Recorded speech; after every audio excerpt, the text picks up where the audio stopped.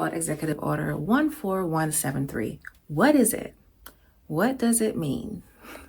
On January 2025, President Trump signed an executive order ending illegal discrimination and restoring merit-based hiring. This was actually put in place to address and probably eliminate diversity, equity, inclusion, and accessibility programs within the federal government and within some contracting companies, right? His thought was that, like, hey, there have been a lot of efforts to balance workforces based more off of preferential hiring practices.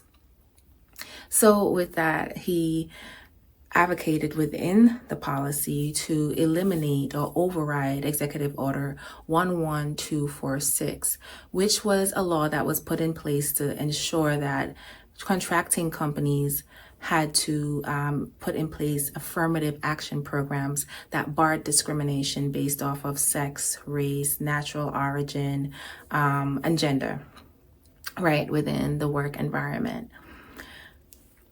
So the order shifts to putting more in place merit-based hiring, right? It says that it undermines, like, pretty much saying it undermines, like, our country's level of unity, right? Saying that, hey, why do we need to have this in place when we are naturally going to do the right thing and hire the right people for the right job? Like, there's no longer a need for us to have affirmative actions in the federal, in the contracting space. Let's just do the right thing. That's what it's advocating for. But in the same token, the contracting companies are still required to adhere to civil rights laws, and they are required to uphold, you know, the anti-discrimination laws, right? So, like, if they're adhering to civil rights laws, they still can't discriminate, and they have to hire based off of merit practices. Now, the interesting thing is that this executive order does not explain what does merit-based hiring mean, right? And so with that, there's still a lot of murky things happening as to whether or not the administration is going to give us a clear definition, or whether or not that definition is going to be left up to the organizations to define, like, hey, based off of merit and based off of what we're looking for, this person does not meet the requirements for this role.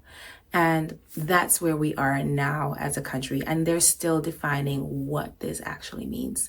So still, although the executive order has dismantled diversity, equity, inclusion, and accessibility, saying that, hey, well, they believe that a lot of organizations were pushing to create balanced hiring and ensuring that the organization fully represented a diverse pool illegally, right? Which should not have been the case anyway. The programs that were involved should have never been a violation of any law, because although these programs, these diversity, equity, and inclusion programs were an effort to bring wholeness and diversity and a healthy work culture, they should have in no way been violating or discriminating against other individuals.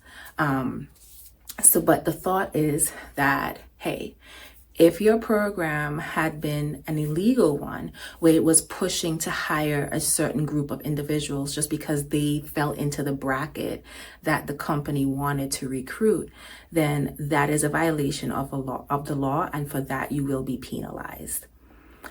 So here we are again, still waiting for clarification as to what does it mean to be a merit-based hire. One would think that one who's just capable of doing the job, but we'll see what the administration does, and just continue to be informed and be empowered. And the more you know, the more you understand, the more you'll be better able to operate the murky waters. So stay encouraged as to where we are now as a country, and know that it's just a part of the journey. All right, so be informed, be empowered. See you soon. Bye.